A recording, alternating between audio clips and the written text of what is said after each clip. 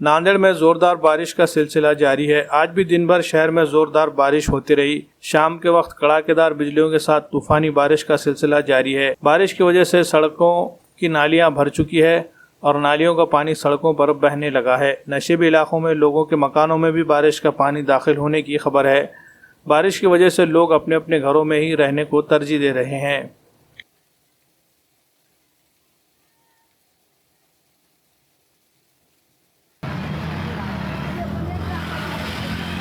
क्या उधर जाओ ना, क्या नाचे बच गया गंदे पानी में।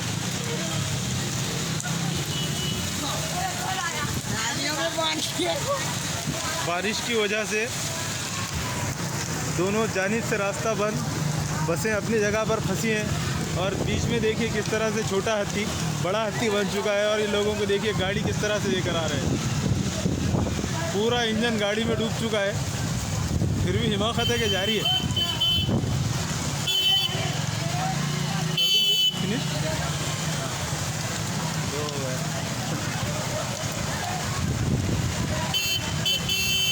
आए यार,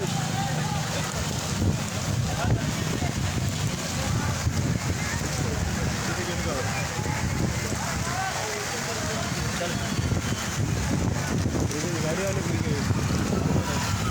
थोड़ा सामने, वो गाड़ियाँ कैसे उठा रहे हो गिरे वाली।